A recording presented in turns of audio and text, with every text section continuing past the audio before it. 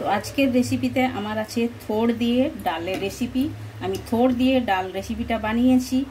আর থোড়টা কেমনভাবে আপনারা সংরক্ষণ করে 15 থেকে 20 দিন ফ্রিজের মধ্যে রাখতে পারেন ওটাও আমি ভিডিওতে দেখিয়েছি। তাহলে আজকে দেখে নেওয়া যাক থোড় দিয়ে ডাল কেমনভাবে তৈরি হয় আর থোড়টা কেমনভাবে আপনারা সংরক্ষণ করে রাখবেন ওটাও দেখে নেওয়া যাক পুরো ভিডিওতে। তাহলে চলুন পুরো ভিডিওতে দেখে নেওয়া যাক।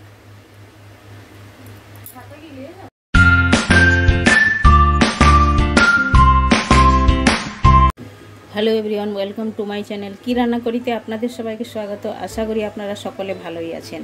আমি আজ থোড় দিয়ে ডালের রেসিপিটা আপনাদের সঙ্গে শেয়ার করব। আর এর সামনেই আপনাদের সামনেই থোড় আছে। থোড় দিয়ে আমি ডালটা রান্না করব। আর থোড়টা কেমনভাবে আপনারা সংরক্ষণ করে রাখতে পারেন ফ্রিজের মধ্যে 15 থেকে 16 দিন থাকবে, একদম খারাপ হবে না। আর এই থোড়টা যদি বাইরে রাখা যায় এটা একদম তাড়াতাড়ি খারাপ হয়ে যায়, কালো হয়ে যায় আর পচেও যায়, সেটা আমরা ফেলে দিই। তো ফেলে না দিয়ে আপনারা কি করে রাখবেন সংরক্ষণ করে আমি ভিডিওতে আপনাদেরকে বলছি, আপনারা দেখুন। তো এই যে আমি নিয়েছি থোড়টা আমি একটা বড় সাইজেরই নিয়েছিলাম। ভালোভাবে আমি কেটে নিয়েছি কিন্তু এটা ধুই না, জল দেই না। তো জল দেওয়ার আগে সংরক্ষণ করে কেমনভাবে রাখবেন এটা দেখুন, আমি দেখাচ্ছি আপনাদেরকে।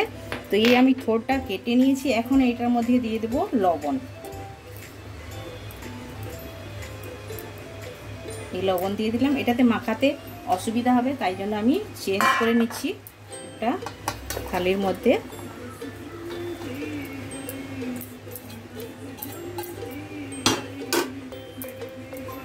এইরকম কাটলে দেখুন কালো হয়ে যায়, তো কালো হবে না আর ভালো থাকবে, তাই জন্য এই লবণ দিলাম। এরপরে দেব হলুদের গুঁড়ো। এই হলুদের গুঁড়ো দিলাম। দিয়ে এইটাকে এখন ভালো করে হাতের সাহায্যে এভাবে মেশতে হবে, ভালো করে মাখতে হবে, একদম ভালো করে মাখতে মাখতে দেখবেন এটা থেকে জল বেরোবে। আর ওই জলটাকে ভালো করে নিগড়িয়ে আপনারা একটা ডাব্বার মধ্যে প্যাক করে রাখবেন। 15 থেকে 16 দিন ফ্রিজের মধ্যেই রাখবেন, একদম খারাপ হবে না। যখন মন চাইবে একটু করে বের করিয়ে আপনারা এটা বানিয়ে খেতে পারেন। আর থোড় থেকে তো অনেক রকমের রেসিপি হয়, আলু দিয়ে, চিংড়ি মাছ দিয়ে থোড়ের রেসিপিটাও খুবই টেস্টি হয়ে থাকে। আপনারা চাইলে ও রেসিপিটা ওটা ট্রাই করতে পারেন, যা তো আমায় কমেন্ট করে বলবেন, আমিও আপনাদের সঙ্গে শেয়ার করব। তো আজকে আমি ডাল দিয়ে রেসিপিটা শেয়ার করব আপনাদেরকে, কেমনভাবে ডাল দিয়ে বানাতে হয় ওটা আমি শেয়ার করব। দেখুন এভাবেই করে মেখে নিতে হবে ভালো করে। তো দেখুন মাখতে মাখতে একদম কতটা কমে গেছে দেখুন। আর এভাবেই করে মেখে নিতে হবে, একদম হাতের সাহায্যে এভাবেই করে ম্যাশ করে নিতে হবে। আর এটাতে একদমও জল লাগানো চলবে না। কাটবেন, কেটে একটু ধুইবেন না, প্রথমে এইভাবে হলুদ আর লবণ দিয়ে চটকে নিতে হবে, ভালো করে চটকে নিয়ে এইবার দেখুন এটা থেকে জল বেরোচ্ছে। দেখুন জল বেরোচ্ছে, এই জলটা ভালো করে নিগড়িয়ে নিতে হবে, নিয়ে এইরকম একটা ডাব্বার মধ্যে রাখতে হবে। দেখুন এইভাবে করে নিগড়িয়ে নিতে হবে, এর থেকেই জল বেরোবে কতটা। তো চলুন এভাবে করে প্রথমে নিগড়িয়ে নিই। দেখুন এতটা আমি ভালোভাবে নিগড়িয়ে নিয়েছি, এটার মধ্যে একটুও জল নেই। আর এইটা রেখেছি, এইটা আমি রান্না করব আজকে। তো এটা এখন সাইড করে দিয়ে কিভাবে রাখবেন ওটা আমি আপনাদেরকে বলছি। দেখুন এইভাবেই একটা ডাব্বা নিতে হবে, এই ডাব্বা নিতে হবে। আপনারা নিলেন, এভাবেই ঢাকনা লাগিয়ে ফ্রিজের মধ্যে রেখে দেবেন। 20 থেকে 25 দিন ভালোভাবে থাকবে, একদম খারাপ হবে না। প্যাক করে দিতে হবে। আর যখন চাইবে আপনারা একটু বের করে ভালো করে ধুয়ে পরিষ্কার করে রান্না করতে পারেন। আর এটাতে সেদ্ধ করার কোনো দরকার নেই, কারণ এটা থেকে আমি জল যে নিগড়িয়ে বের করে দিলাম ওর কষ্টাটি জলটা বেরিয়ে চলে গেছে। এবার আপনারা ডাইরেক্ট রান্না করতে পারেন। তাহলে চলুন এটা আমি ফ্রিজের মধ্যে রেখে দেবো। আর এইটা আমি নিগড়িয়ে নিয়ে নেবো। আজকে রান্না করার জন্য আমি ডাল দিয়ে রান্না করব। তো দেখুন কতখানি জল বেরিয়েছে। তো আমি মুসুরের ডাল দিয়ে রান্না করব। মুসুরের ডালটা আমি ধুয়ে নিয়েছি, আর এই থোড়টাকেও ধুয়ে নেব। এটা আমি ধুই না এখন, তো ভালো করে ধুয়ে পরিষ্কার করে নিয়েছি। এখন একটা যেটাতে আমি সেদ্ধ করব এটার মধ্যে আমি ঢেলে দিচ্ছি। আর এটাতে ডালটাও অ্যাড করে দেবো, দিয়ে ভালো করে সেদ্ধ করে নেব। প্রথম তাহলে সেদ্ধ করে ফিরে আসছি।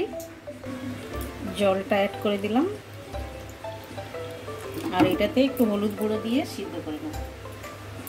হলুদ গুঁড়ো দিলাম, এবারে সিদ্ধ করে নেবো আমি। ডাল আর থোড়টা দেখুন সিদ্ধ হয়ে গেছে, একদম ভালোভাবে সিদ্ধ হয়ে গেছে। এভাবেই করে সিদ্ধ করে নিয়েছি। এখন এটাতে আমি গরম জল অ্যাড করব। তো জলটা অ্যাড করে নিয়েছি। এটা একটু এইভাবে মোটা মোটা হবে, একদম পাতলা হবে না। তাহলে চলুন এটা গ্যাসের কাছে যাওয়া যাক। ডালটা তড়কা দেওয়ার জন্য আমি একটা কড়াই বসিয়ে দিয়েছি। এবার কড়াইয়ের মধ্যে আমি 2 থেকে 3 চামচ আমি তেল দিলাম। তেলটা একটু গরম হওয়ার জন্য অপেক্ষা করব। তো কড়াইয়ে তেলটা গরম হয়ে গেছে। এখন একটা শুকনো লঙ্কা দিলাম, একটি তেজপাতা ফাটিয়ে দিলাম আর দেবো 5 ফোড়ন। ভালো করে এইগুলো খুশবু আসা পর্যন্ত ভেজে নিতে হবে।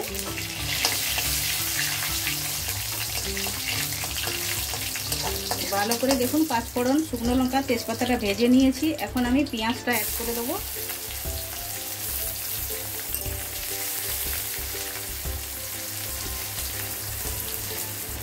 আর দিয়ে দেবো আমি থেতো করে রাখা রসুনটা। রসুনটা অবশ্যই দেবেন আপনারা, দিলে তাহলে তরকাতে খুবই সুন্দর একটা খুশবুও আসে আর টেস্টও আসে ভালো। রসুনটা দিলে, রসুনটা ভালো করে ব্রাউন করে রসুন আর পেঁয়াজটা ভেজে নেব। তো রসুন আর পেঁয়াজটা ভাজা ভাজা খুশবু খুবই সুন্দর আসছে। এখন আমি অ্যাড করে দেবো একটা টমেটো কুচিয়ে রাখা আর দেবো একটা কাঁচা লঙ্কা কেটে রেখেছি, কাঁচা লঙ্কাটা দিলাম। দিয়ে ভালো করে সফট হওয়া পর্যন্ত ভেজে নিতে হবে। আর এখনই আমি স্বাদ মতো লবণটাও অ্যাড করে দেবো, দিলে টমেটোটাও তাড়াতাড়ি সফট হয়ে যাবে, তাই জন্য দিলাম।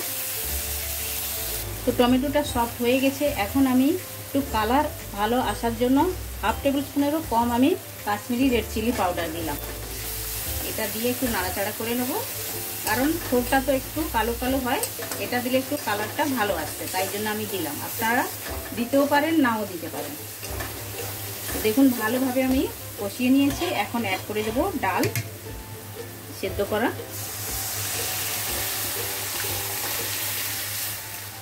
দিয়ে ভালো করে একটা ফুট আসার জন্য অপেক্ষা করব।